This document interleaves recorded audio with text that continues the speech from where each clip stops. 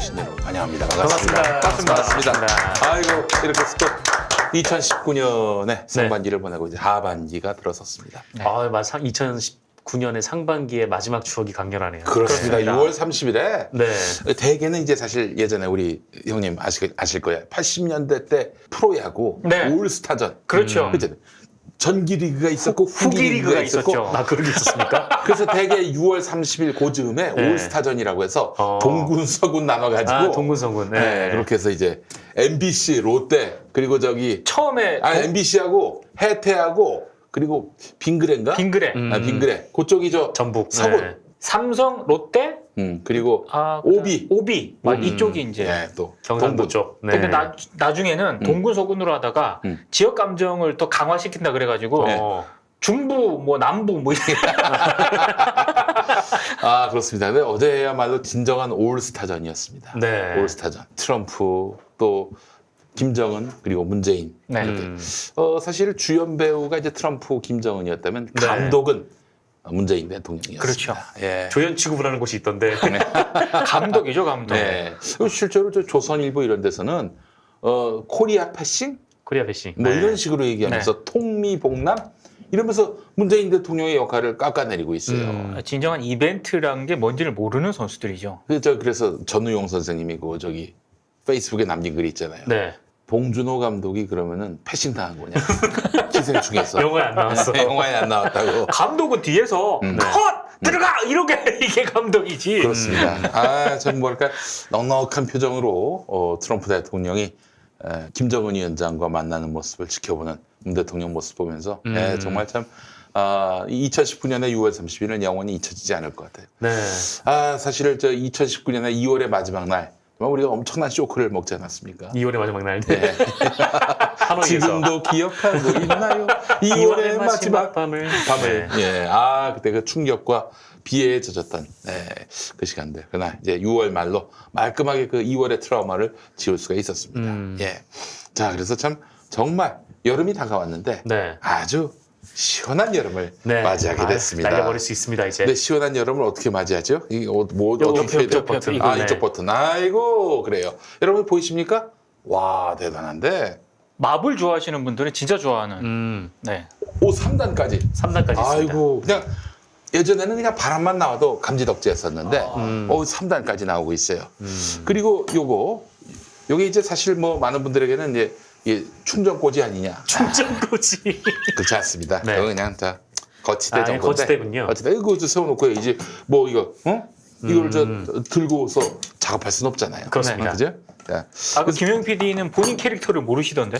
요거 말이죠. 네. 이거 왜 있냐고 제가 물어봤다가 우리 저 정상근 기자로부터 야 이 네. 개새끼야 또 모르냐고 그 맹비난을 당했어요 제가. 방송 시작하기 두 사람 멱살 잡을 뻔했어요. 아이고 네.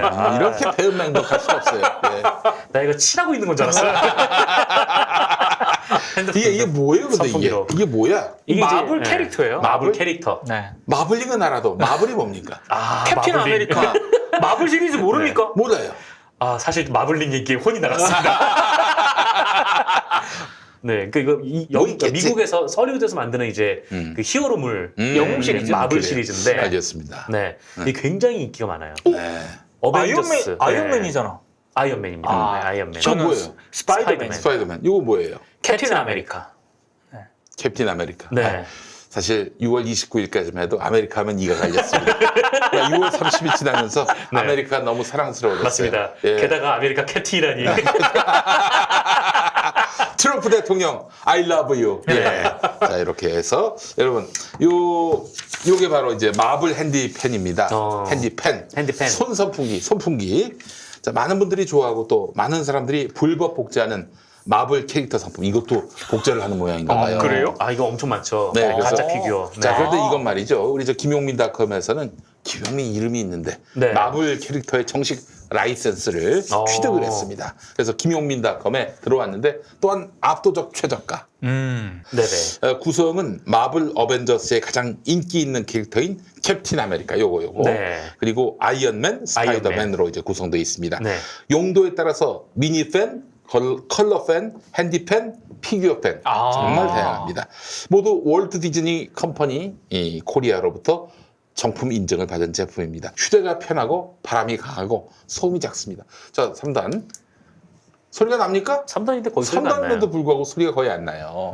그래서 층간 소음에도 아주 좋습니다. 낮은 간소음까지 하니까. 아니, 근데 우리 그 옛날에 한 7, 8년 전이었다. 그때 아랫집이 너무 민감하셔가지고 그런 집 있어요. 한 4시쯤에 내가 이제 일어나서 방송 나가려면은 네. 알람을 켜놨는데 알람도 소리가 나는 것도 아니었어. 드르륵, 진동. 드르륵 이런 건데도 전화가 막 와요. 안방에서 진동이 막 울리는데 그건 너무 잠을 잘 수가 없다고. 너무 잠을 민감한 잘 수가 거 아니에요? 없다고요? 네. 그래서 내가 그래서 대뜸 물어봤어요. 우리 둘째 만들 때는 어떻게 해? 예. 진동보다 잘한다지.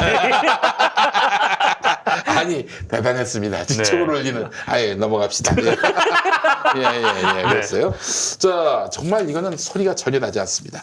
안전한 것은 기본이고요. 네네. 성능 테스트, KC 자율 안전 인증 및 전자파 인증. 이런 국가기술 표준 인증을 모두 획득한 믿을 수 있는 제품입니다. 네. 보험에도 가입돼 있어요. 네네. 보험까지. 예. 자, 게다가 또 USB 또는 마이크로 5핀 충전 방식이라서 사용도 편합니다. 그렇잖아요. 집에 그 왜 5핀 네네. 충전기. 널브러져 있지 않습니까? 여기 꽂아서 네. 사용할 수 있는. 그렇습니다. 배터리 충전 상태도 표시되어 있어서 편리합니다. 뭐 거의 얇다 그러면 또 표시가 나요. 그거 좋네요. 예, 그렇죠. 치료 선택까지 있는 거. 자, 이 마블 피규어 팬으로 풍량이 3단까지 조정이 가능합니다. 예, 강력한 바람에 소음 매우 적은데요. 휴대용, 책상용 선풍기로 아주 좋습니다. 예, 아이들을 위해서도 구매해 주시면 좋겠네요. 마블 캐릭터가 그려진 더운 여름 필수템인 최고의 선풍기. 자, 그렇습니다. 이미 다른 쇼핑몰에서 절찬히 판매 중이지만 김용민닷컴이 압도적 최저가예요. 네. 미니팬과 컬러팬이 12,000원이에요. 딴 데서는 16,000원대인데 핸디팬 같은 경우 타 쇼핑몰에서는 2만 원대인데 여기는 16,000원. 피규어 팬 같은 경우 타 쇼핑몰은 3만 원대, 여기는 24,000원. 기왕 싸게 살 거. 근데 저도 이제 집에 하나 정도 이 손선풍기가 있잖아요. 네. 요즘. 네. 근데 쪼매네요. 그래서 이렇게 틀더라도 네. 콧구멍만 바람이 온다거나. 근데 부분적으로 오는데 예. 얘는 크니까 예. 진짜 선풍기 같아요. 그렇습니다. 자, 여러분, 그 마블 핸디팬, 이제 마블이에요, 마블. 이 시대가 마블의 시대가 왔어. 마블 핸디팬 여러분 많이 사랑해 주시고 김용민닷컴에서 최저가로 만날 수가 있겠습니다. 네. 관훈 라이트 클럽. 네. 오늘 어떤 얘기부터 해볼까요?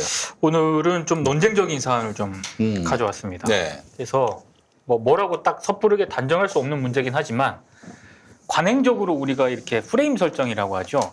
이게 온당한가 이거를 한번 얘기를 한번 해보고 싶어서 그 KBS 시사기획 창에서 태양광 사업 복마전 편을 방송을 했습니다. 근데 그때 이제 청와대가 그 시사기획 창 방송에 대해서 이거는 좀 잘못된 보도다. 네. 그래서 정정해주길 요청한다. 네. 라고 이제 윤도한 수석이 공식적으로 입장을 표명을 했죠. 윤도한 수석은 바로 MBC 기자 출신입니다. 네. 그렇죠. 그 국민소통 TV 수석이죠. 뉴스 저널리즘에 대해서 나름대로 그 아시는 분이에요. 네네. 또 MBC 노조 1호 조합원입니다. 네. MBC 노조 김세희의 MBC 노조 말고 네. 언론 노조 MBC 본부 1호 조합원. 네. 나름대로 이 언론 이 개혁 운동에 앞장섰던 분이죠. 네. 근데 이제 그 시사기획 창에서 태양광 사업과 관련한 의혹을 제기한 부분은 저는 충분히 나름 할 수 있는 의혹 제기라고 봅니다. 그럼요. 예. 근데 지금 문제가 되고 있는 부분은 그 시사기획 창과의 인터뷰에서 최성규 전 한국농어촌공사 사장이 인터뷰를 하거든요. 최규성 아닌가? 최성규. 최성규? 네. 최규성일 텐데. 최규성인가? 네, 최규성이네요. 최규성. 네. 그 인터뷰를 하는데 뭐라고 하냐면 태양광 사업 그 저수지 수면의 몇 %를 태양광 패널로 할 것인가 사실 이걸 두고는 좀 말들이 있긴 해요. 그래서 처음에 퍼센테이를 가지고 논쟁을 하다가 그 차관이 처음에는 30%를 합의를 해주다가 제한 면적을 풀어버리더라. 갑자기 풀어버렸는데 네. 이게 왜 그런 거 봤더니 문재인 대통령께서 한 60% 한 대를 보고 박수를 쳤다. 그래서 처음에는 좀 굉장히 풀어버리는 거에 대해서 좀 뜨뜨미지근했는데 갑자기 이제 확 풀어버렸다라고 이제 그 최 전 사장이 인터뷰를 합니다. 근데 이제 이 부분을 청와대가 사실과 다르다. 네. 문재인 대통령은 그런 일을 한 적도 없고 허위 사실에 근거한 방송이라고 하면서 방송 직후에 이제 정정보도 사과 방송을 요구를 했어요. 네. 뭐 이 공방 자체는 저는 뭐 충분히 뭐 시사기획 창 제작진과 청와대 쪽 창 제작진은 방송을 한 거고 그 방송에 대해서 청와대는 그거는 사실과 사실이 다르다라고 보도를 한 건데 이제 반박을 한 건데 문제는 이걸 다루는 언론 보도들의 프레임입니다. 그러니까 청와대가 외압을 행사했다는 의혹 뭐 이런 식으로 보도를 하거든요. 근데 나는 이 프레임이 좀 정당한가에 대해서는 한번 문제 제기를 한번 하고 싶어요. 그 최규성 씨가 그 형이 있어요. 네. 최규호라고 네. 전북교육감. 이 양반이 이제 비리 혐의가 있어요. 뇌물을 받은 거지. 네네. 뭐 형이 그럴 수 있더라도 동생하고 무슨 상관이냐 이럴 수 있겠지만 형 도피를 도와준 지금 혐의를 또 받고 있어요. 이분이. 예. 수사선상에 올랐고요. 또 그분 자신도 최규성 씨도 태양광 발전업 그리고 전기 발전과 관련한 업체 대표로 일한 전력까지 드러났어요. 그것 때문에 이 7조 원대 태양광 발전 시설을 추진하는 기관의 장으로 적합하느냐 이런 얘기도 들렸는데 그래서 갑자기 그만뒀습니다. 2018년 11월에. 그런 분이에요. 네. 그분의 발언과 관련해서 과연 이분의 말은 무조건 신빙성이 있는 것인가? 이거는 좀 의문을 가져야 될 거 아니겠을까요? 그러니까 김영민 PD의 저 지적이 저는 1차적으로 그 제작진이 프로그램을 통해서 검증했어야 되는 사안이라고 보고요. 네, 그건 검증 안 했나 봐요. 저는 검증이 미흡했다라고 생각을 합니다. 그리고 두 번째는 그 최 전 사장이 그렇게 얘기를 했다 하더라도 청와대 쪽에 최대한 당연히 물어봐야지. 확인을 거쳐야 됐는 그런 사안 아닙니까? 근데 이제 여기 이 부분에 있어서 시사기획 창 제작진과 청와대 입장이 완전히 나뉩니다. 창 제작진은 연락을 했었다. 춘추관장하고 고민정 대변인한테. 그런데 뭐 연락이 닿지 않았다. 제대로 답변이 안 왔다라는 취지의 입장인 거고 지금 윤도한 수석이 그 반박한 내용을 보면은 춘추관장은 전화를 받은 기억이 없다라고 얘기를 하고 있고 고민정 대변인은 문재인 대통령 해외 순방 때 문자가 2번 왔는데 구체적인 문자가 아니었다. 대충 뭐 연락이 뭐 춘추관장에게 연락을 했는데 연락이 닿지 않아서 뭐 드린다. 뭐 이런 내용이 그러니까 그런 정도에 가지고 확인 취재를 과연 했다고 할 수 제대로 한 있느냐? 거라고 말할 수 없고 고민정 씨가 그 KBS 출신 아닙니까? 네. 서로 아니 그렇게 뭐 긴밀하게 통화를 못 합니까? 또 청와대 춘추관에 KBS 기자 없어요? 그래서 그 부분에 있어서 시사기획 창 제작진과 청와대 해명이 엇갈리는데 제 생각은 충분히 해명이나 반론을 제가 봤을 때는 조금 미흡한 측면이 있다라는 게 제 생각이고요. 네. 그리고 저는 이 부분이 좀 주목해서 봐야 할 포인트라고 생각을 하는데 시사기획 창은 라이브로 하는 게 아니지 않습니까? 네, 녹화. 녹화로 하거든요. 근데 KBS 모든 프로그램은 녹화 프로그램은 사전 심의를 하게 돼 있습니다. 네네. 근데 그 사전 심의했을 때 네. 심의실에서 어떤 부분을 지적을 하냐면 최 전 사장의 인터뷰, 뭐 태양광 업체 위치가 노영민 대통령 비서실장이 쓰던 사무실이다라고 언급이 되어 있는데 예. 이 부분을 언급을 하면서 노영민 실장과의 연관성을 시사하고 있는데 양측 관련성에 대한 설명이 부족해 보인다라고 심의실에서 일단 첫 번째로 지적을 하고요. 다른 하나는 대통령이 좋아했다는 전원에 어이없는 결정이 내려진다라고 감정적으로 언급을 하는데 이 부분은 좀 더 확인이 필요해 보인다라는 게 심의실의 지적이에요. 근데 지금 논란이 되고 있는 게 이 부분이거든요. 저는 심의실에서 이 정도 지적을 했다라고 한다면 제작진이 조금 더 팩트체크라든가 혹은 좀 반론이라든가 그렇지. 해명을 네. 들으려고 했어야 됐던 게 아닌가라는 생각이 들고요. 그럼 사전 심의실에서 지적한 이런 부분에 대해서 왜 그 제작진이 좀 반영을 못했느냐? 네. 양승동 사장 얘기는 이렇습니다. 이게 이제 이사회까지 가서 이제 사장이 해명을 한 사안인데 나중에 보고를 받기로는 제작진 데스크에서 사전 심의에 이런 의견이 있었다는 것을 인지하지 못했다고 합니다. 무슨 얘기예요? 그럴 수가 있나요? 저도 약간 이 부분이 이해가 안 되는데 그냥 심의실에서 사전에 이제 심의 내용을 이렇게 했는데 제작진 데스크에서 뭐 아예 무시를 했던가 아니면 아예 뭐 그냥 뭐 그냥 심의실에 의례적인 의례적인 의뢰니 그러려니 하고 그냥 넘어갔던 게 아닌가라는 생각이 들거든요. 근데 저는 사전 심의 내용에서 지적된 이 부분은 제작진이 조금 더 귀를 기울였어야 된다. 이 여기까지가 저의 생각인데 저는 이런 생각을 가지고 있는데 이후 청와대와 시사기획 창과의 제작진이 주고받는 이 공방을 보면서 특히 조선일보라든가 이런 게 무슨 뭐 외압 프레임, 외압 의혹 네. 이렇게 언론들이 좀 신났어 이 새끼들. 많은 언론들이 그렇게 보도를 했어요. 네. 근데 나는 이거 외압 프레임 아니라고 보거든요. 적어도 외압 프레임, 외압 의혹이라는 그런 이 프레임이 설정이 되려면 그런 거 있지 않습니까?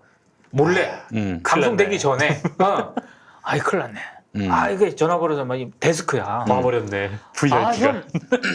좀 봐주쇼. 이러고 나오면 안 돼. 막 이렇게 하던가. 뭐 이런 식으로 방송이 되기 전에 뭐 압박을 했다든가 이런 식으로 했을 때 이게 외압 프레임이 적용이 될 수 있는 거지. 방송이 다 나갔어요. 근데 청와대 입장에서 그 방송 내용에 대해서 청와대가 판단하기에 이 부분은 문제가 있다라고 요구를 하는 거지 않습니까? 그럼 청와대는 요구 못 합니까? 난 이런 좀 프레임 설정에는 상당히 문제가 있다라는 게 제 생각이고 제작진이 원래 그 시사기획 창 같은 경우는 본방송 되고 나서 재방송을 하게 돼 있습니다.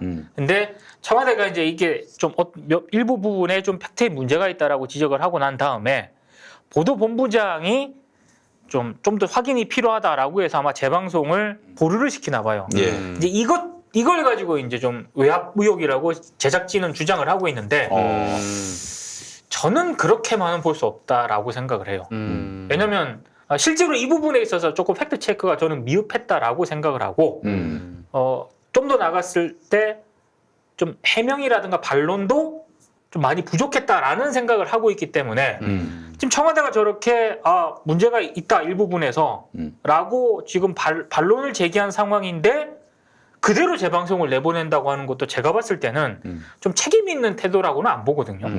예. 아니 근데 왜 제대로 팩트 체크를 못했죠? 그것도 방송 시간에 쫓겨서 그랬나? 그러면 예전에 안철수 논문 표절 그 보도도 뭐 거의 방송 시간 임박해서 안철수 반론 들었던 거 아닙니까? 네. 그거하고 뭐가 달라요? 마이크를 들이댔을 때 나 답변 안 해? 꺼져. 이런다면 이거 그대로 보여주면 되는 거 아니에요? 그렇죠. 그런 것도 아니고 명확한 답을 듣지도 못한 상황에서 방영욱 코리아나 호텔 사장이 그러지 않았습니까?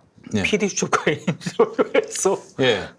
그것도 방영훈에게 불리한 내용일 것 같아서 몇 개는 뺐어요. 그게 굉장히 절제된 거지. 보도 저널리즘이 상대방에 대해서 매기는 게 아니라 있는 그대로 사실을 보여주기 위해서 그렇게 가야지 왜 그 제대로 확인도 안 하고 이게 뒷말을 하냐 이거예요. 그거는 대단히 큰 하자가 있다고 저는 생각을 해요. 저도 이제 뭐 기사를 쓸 때 이제 뭐 지난 박근혜 정부 때나 이명박 정부 때 그랬는데 저희가 이제 미디어오늘이니까 뭐 다른 언론사를 취재를 하잖아요. 근데 이 언론사에 근무하는 애들이 어떻게 해야 기사가 안 나가는지 잘 알아요. 그렇죠. 그러니까 답을 한 것도 아니고 안 한 것도 아니고 애매하게 상태로 놓는 거예요. 그냥 너 이거 여기저기서 확인했기 때문에 뭐 이거 맞죠?라고 이제 그쪽 책임자한테 물어보면은 뭐 나는 뭐 어쩌고 그건 뭐 사실이 아니야라는 식으로 얘기를 하면서도 뭐 그건 사실 아니면 뭐 다른 게 있냐라고 물어보면 거기에 대답도 안 하고 뭐 하여튼 되게 애매한 상태로 얘기를 해요. 그래서 이게 확인이 된 것도 아니고 안 된 것도 아닌 상태에서 출고를 한 적이 몇 번은 있었어요. 근데 뭐 출고를 했다면 기사를 이제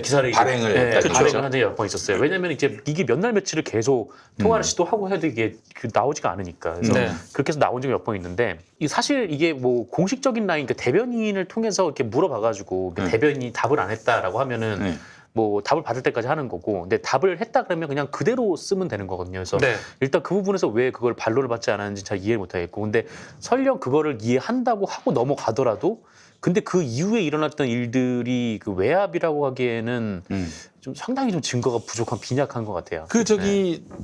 반론을 들을 필요도 없을 경우가 있죠. 완전 빼박.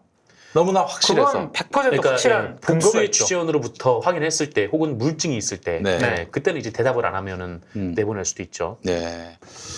자, 그러면 이제 어떻게 KBS로서는 또 저널리즘 원칙에 맞게 KBS가 온갖 규약들, 규칙들이 많거든요. 그래서 지금 이런 상황 같은 경우에는 그 KBS 내부 규약에 따라서 보도위원회를 열게 되어 있습니다. 네. 그래서 지난주에도 열었고 네. 원래는 그 늦어도 오늘 한번 다시 열기로 된다고 돼 있었는데 일단 후속 소식은 아직 제가 들어오기 전까지 한번 봤는데 없더라고요. 근데 양승동 사장도 보도위원회 결론을 존중하겠다라는 입장을 내놓긴 했어요. 근데 보도위원회에 있어서도 흔히 말하는 보도 책임자, 제작진이 같이 들어가잖아요. 네. 그럼 어느 정도 이제 거기서 의견 일치를 봐야 되는데 지난주까지만 하더라도 의견 일치를 못 보고 있다는 얘기가 계속 나왔었거든요. 그래서 아마 선뜻 그 결론을 낼 수는 없을 것 같긴 해요. 이제 이렇게 되면은 그 노사 단체 협약에 따라서 공정방송위원회에 또 회부가 돼서 계속 논의가 이어질 수도 공방이. 있거든요. 네. 공방위가 열릴 가능성이 높기 때문에 일단 이 상황을 좀 봐야 될 것 같은데 제가 봤을 때는 청와대의 이런 어떤 그런 입장과 해명을 단순히 뭐 외압 의혹이라고 좀 규정을 하기에는 이번 사안 자체는 그렇게 명확하지 않다. 상당히 좀 프로그램에서도 팩트 체크 이런 부분에 있어서도 조금 미흡한 측면이 있었다라는 게 제 생각이에요. 진짜 윤도한 수석이 뭐 양승동 사장한테 직접 전화를 했다든지 아니면 더 윗선한테 전화해서 뭐 방송 내려 막 이렇게 했다든지. 아니 그러니까요. 그렇게 하면은 100% 외압이죠. 그거는 그렇죠. 진짜 목숨 걸고 맞서 싸워야 되는데. 네. 근데 공식적으로 이거는 그 우리가 봤을 때는 오보다 뭐 정정 보도를 해달라라고 하는 게 외압으로 작용할 수는 없는 것 같아요. 네. 알겠습니다. 뭐 하여간 이 부분은 원리 원칙대로 가야죠. 뭐. 그렇죠. 이거 그리고 저 윤도한 수석을 비롯한 청와대 쪽에서도 뭐, 일단 KBS 쪽에서 뭐 그 청와대가 요구를 한 거 아니겠습니까? 예, 정정을. 예, 예. 그걸 그 뭐 수용을 하지 않으면은 언론중재위라든가 이런 쪽으로 갈 수밖에 없다라는 입장을 밝혔기 때문에 요거는 좀 상황을 좀 봐야 될 것 같습니다. 예, 알겠습니다. 다음 이야기 어떤 얘기? 서울신문 얘기를 좀 해볼까 하는데요. 서울신문 요새 일부 시끄럽죠. 지분이 네. 그 중흥건설이라는 데 호반건설. 호반건설. KBC 광주방송 네. 최대 주주. 최대 주주. 네. 근데 이게 좀 여러 가지 생각할 대목이 많습니다. 지금 서울신문 같은 경우는 지분이 기획재정부가 1대 주주거든요. 30.49%. 그리고 우리 사주조합이 29.01%. 포스코가 19.4%. 네. 그리고 KBS가 8.08이었는데 포스코 그룹이 소유하고 있던 19.4%의 지분을 호반건설한테 흔히 말해서 팔아버립니다. 포스코가요. 포스코. 그러니까 호반건설이 서울신문 3대 주주로 지금 등극을 하거든요. 와. 네. 근데 이게 좀 이상한 게 3대 주주면 뭘 할 수가 없어요. 솔직히. 3대 주주가 뭘 해. 1대 주주가 기획재정부고 2대 주주가 우리사주조합이에요. 근데 3대 주주 19.4%의 지분을 가지고는 서울신문의 어떤 영향력이라든가 이런 걸 미칠 수가 없거든요. 그러면 호반건설이 도대체 포스코 그룹의 19.4% 지분을 지금 시가로만 80억, 그러니까 이게 그 액면가로만 80억 대고 흔히 말하는 시가로는 200억 대가 넘는 금액이라고 해요. 그러니까 지금 호반건설이 이 정도 금액을 가지고 한마디로 투자를 한 거잖아요. 그럼 뭘 노리고 투자를 한 것일까? 우리나라 언론 산업 발전과 창달을 위해서 저는 그건 아니라고 봅니다. 네. 왜냐하면 광주방송에서 호반건설 관련된 이 리포트 하는 걸 보니까 네. 거의 내 편을 드는 게 어려우지 뭐. 일거수일투족이 다 보도돼요. 광주방송의 좀 대주주 민망하더라고. 호반건설에게 호반건설. 유리한 것은. 네. 근데 난 궁금한 게 서울신문이 뭐 그렇게 대단한 매체력을 가졌다고 서울신문 지분을 인수했을까? 저도 그게 궁금한데요. 여기서 그래서 제가 좀 이상한 게 이게 포스코 그룹 지분이잖아요. 포스코 그룹 지분은 정부의 영향력이 어느 정도 들어가는 지분이거든요. 일단 민간 기업이 됐지만은 네. 완전 민간 아니지. 그렇죠. 뭐 근데 이미 뭐 MB 때도 MB 사람 갖다 안 치고 뭐 충분히 뭐 영향력을 행사할 수 있죠. 예. 권력이. 근데 포스코 그룹 지분 전량을 지금 호반건설에 팔았잖아요. 그럼 이게 과연 정말 전적으로 100% 포스코에서 결정을 한 사안일까? 만약에 그게 아니라면 그러면 지금 1대 주주인 기획재정부 이 지분, 네. 이 지분도 나중에 조금 유동적이 될 가능성이 있다. 시각이 하나 있어요. 후반으로 넘어갈 수 있다. 기획재정부 뭐 지분이. 후반으로 그러니까 그걸 노리는 게 아니냐라는 거죠. 호반으로 넘어가면 이제 서울신문은 호반신문이 되는 거죠. 저도 그렇게 생각을 해요. 예. 저는 그 부분은 대단히 좀 우려스럽다라고 생각을 하는데 그건 추정일 뿐. 뭐 그게 뭐 팩트라든가 이런 건 아니지만 근데 좀 이해가 안 가는 거는 3대 지분 가지고는 아무것도 할 수가 없다. 네. 근데 왜 호반 그룹은 3대 지분을 이걸 했을까? 그리고 포스코는 왜 이걸 전량 팔았을까? 정부 영향력 없이 독자적으로 이런 걸 판단했을까? 그러니까 여러 가지 좀 의문부호가 하나 찍히는 거고 그리고 지금 저는 조금 이해가 안 되는 부분 가운데 하나가 이게 지금 서울신문 같은 경우에는 사장 그 선정할 때 네네. 뭐 서울신문 노조라든가 우리 사주조합 이런 데서 청와대는 손 떼라 뭐 이렇게 얘기를 했잖아요. 그것 때문에 좀 이런저런 말들도 많았었거든요. 근데 지금 호반지분 건설과 관련해서는 청와대 입장을 막 기다린다는 식의 어떤 그런 입장을 또 내놨어요. 청와대가 어떤 입장을? 그러니까 지금 네. 이번에 호반건설의 그 지분이 넘어간 거 네. 이건 청와대 암묵적 승인이 있었던 게 아니냐. 그러니까 서울신문 지배구조가 변경이 되는 그런 사안이고 서울신문 일대 주주는 기획재정부인데 결국에는 정부, 청와대 승인 없이는 이게 어렵다. 그래서 청와대 입장을 밝혀라라는 건데 이걸 어떻게 바라볼 것인가. 일단 좀 딜레마인 것 같긴 해요. 일단 건설사들이 너무 저 언론사 지분을 많이 가져요. 그건 맞습니다. 이게 그러니까 계속 문재인 정부가 무슨 부동산 정책과 관련해서 서민들 중심으로 펴려고 해도 이자들이 다 발목을 잡으니까 될 일도 안 되는 거예요 지금. 네. 뭐 한두 군데가 그러면 상관이 없겠지만 거의 모든 언론사 특히 민간 자본의 거의 대부분이 건설 자본이란 말이에요. 이 건설 자본들이 지금 이 문재인 정부 부동산 정책에 대해서 계속 잡고 흔든단 말이죠. 네. 또 족벌 언론들도 건설사 광고가 가장 많으니까. 네. 사실 예전에 정말 부동산이 활황기였을 때는 제가 그때 세봤거든요. 중앙일보 60면 중에 네. 12페이지 5분의 1이 건설사 광고였어요. 그렇죠. 그 시대를 지금 다시 가고 싶어 하는 거야. 그러니까 지금 경제신문, 또 족벌 언론, 그리고 지방의 무수한 건설 자본의 언론들 합세를 하니까 아니 진짜 부동산 경기를 지금 죽이는 대출을 조여가지고 집값을 올리지 못하게 하는 이 정부가 정말 죽일 놈이 돼버리는 거예요. 저는 좀 이 흔히 말하는 서울신문 독립 문제가 항상 그 사장 교체될 때마다 제기가 되거든요. 정권 바뀌고 서울신문 사장이 교체될 때마다. 왜냐하면 기획재정부가 일대 주주기 때문에 기획재정부가 당연히 지분 행사를 할 거 아니겠습니까? 네네. 이번에 그 고강원 사장 될 때도 기획재정부는 고강원 사장을 밀었고 네. 서울신문 우리사주조합에서는 다른 후보를 밀었거든요. 근데 고강원 사장이 됐을 때 막 청와대가 또 외압했다 이렇게 이 논란이 좀 부딪힌 거잖아요. 근데 서울신문 독립으로 그럼 어떻게 해야 되느냐. 제가 볼 때 이거 진짜 어려운 문제예요. 만약에 지금 포스코 그룹 지분을 호반건설이 인수했잖아요. 호반그룹이. 그러면 기획재정부 이 지분을 만약에 독립 문제 하려면 기획재정부 지분을 어떻게든 정리를 해야 될 거 아닙니까? 이거 어떻게 할 거냐고. 이 지분을 인수할 수 있는 한국의 기업이나 이런 게 얼마나 될까요? 내가 봤을 때 건설사가 대부분입니다. 그렇지. 네. 이 문제를 어떻게 정리를 할까? 그러니까 건설사도 씨발 무슨 뭐 예를 들면 내가 신문사를 인수했어. 헤럴드 경제를 중흥건설이 인수했듯이. 네. 그러니까 이제 이럴 때 이 중흥건설이나 뭐 호반건설이 이 매체를 이용해서 뭔가를 하려고 한다면은 네. 신문에 혹은 방송에 기사를 내서 그것을 여론으로 만드는 작업 그건 기대를 못하는 거고. 아니 그렇죠. 그 또라이들인가 뭐 자기들이 상대하는 관에 기자가 나가잖아. 기자를 통해서 민원을 넣는 거지. 또 그렇죠. 압박을 하는 거고. 네. 그렇게 해서 자기들이 남들보다도 더 유리하게 관으로부터 뭔가 이권을 따내는 데 있어서 이 도움을 얻고자. 그래서 사실 호반건설은 KBC 광주방송만 있는데 네. 호남이 좁아. 그래서 중앙으로 진출하기 위해서는 이 서울신문이 그래도 중앙의 종합일간지 아니에요. 그렇죠. 또 중흥건설도 그 어디 지방에 뭐 언론사가 있다면서요.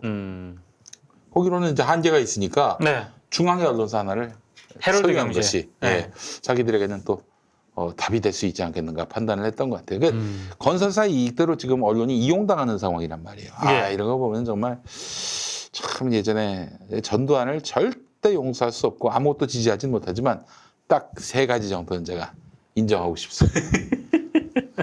KBS, MBC를 공영방송화 해가지고 네. 우리 방송 자체를 공영구조 속으로 바꾼 것. 음. 또 하나가 1도1지. 일도일지. 1도1지. 진짜 이제 보니까 훌륭해 그게. 위험한 얘기인가? 네. 위험한 얘기입니다. 위험한 얘기입니까? 아니, 근데 물에 육수 좀 갖다 주세요. 좀 시원한 거 마셔야 될 것 같은데. 물에 지금 취했어요. 네. 근데 지금 보니까 이 언론들이 이렇게 사이비 언론이 되고 말이죠. 건설사가 만약에 언론사 지분 다수를 점해가지고 뭐 건설사가 언론 노릇을 하게 될 경우 그게 미치는 악영향을 생각해 보면은 1도1지도 그렇게 터무니없진 않을 것이다 라고 판단되는 거고 나머지 하나는 더 뭐냐. KBS 1FM을 클래식 FM으로 만든 거. 너 전두환 때 만든 거거든. 아 그래요? 예. 그거 하나는 딱 좋아요. 예. 그거 말고는 다 개새끼입니다. 전두환은. 그러니까 저는 무슨 생각이 들었냐면 뭐 지금 호반건설이 서울시민 3대 주주로 지금 이 등극을 한 이 상황에서 기획재정부 이 지분을 어떻게 정리를 할지 모르겠지만 건설사가 이 언론사를 소유하는 이런 지금 현상이 계속 많아지고 있잖아요. 차라리 그럴 바에는 기획재정부 지분을 최대 주주로 그대로 남겨두는 게 훨씬 낫다. 정부의 영향력, 정권에 따라서 조금 그 영향력을 받을 수는 있지만 건설사가 최대 주주 되는 것보다는 그 지금 일대 주주가 기획재정부예요. 기획재정부입니다. 그 공영신문이네. 그러니까 그 공영신문이야, 공영신문. 그런 그러니까 서울신문의 그 흔히 말하는 그 독립 문제 있지 않습니까? 이거에 대한 지금 청사진이 마땅히 없는 그런 상황이거든요. 그 전까지만 하더라도 기획재정부가 최대 그 일대 주주였기 때문에 이 지분을 어떻게 이제 할 것인가라는 게 이제 고민이었는데 지금 이런 식으로 지금 건설사가 3대 주주를 치고 들어오면 난감하죠 이거는. 예. 맞아. 아니면은 뭐 그 독립하고 싶으면 이제 조금씩 기획재정부 지분을 뭐 우리 사주로 매입을 해야죠. 뭐. 그러니까 우리 사주로 매입하는 수밖에 없는데 거기에는 또 이제 또 다른 문제가 우리 네. 사주로 쉽진 매입하면 않을 이제 거예요. 서울신문은 경향신문화 되는 거죠. 그렇죠. 예. 예. 그걸 또 국민주로 내놓자니. 아유, 좀 신문에다가. 그러니까 그렇죠. 지금 신문 산업 네. 투자를 자체가 하나? 그렇기 예. 때문에 여러 가지 딜레마가 있어요. 아, 서울신문이 굉장히 위기에 처했네요. 위기입니다, 위기. 이제 건설사한테 넘어갈 수 있는 상황이 됐어요. 예. 근데 사실은 이게 아직 안 드러나고 있는데 포스코의 지분 전량 매각 이게 포스코만의 결정인가? 만약에 그렇지 않다면 기획재정부 지분도 조금 영향을 받을 수도 있다. 이런 의견가 좀 나오죠. 포스코가 NBA 결정 아닙니까? 포스코가 참 포스코가 좀 그래요. 구린데가 많습니다. 맞습니다. 네, 그래서 그걸 또 파헤치는 분들, 정상화시키려고 하는 분들이 계신데요. 여러분들 많이 관심 가져주시고 또 포스코가 국민의 기업으로서의 본령을 잃지 않도록 여러분들 많이 주목해 주시고 관심 가져주시면 감사하겠습니다. 네. 네. 기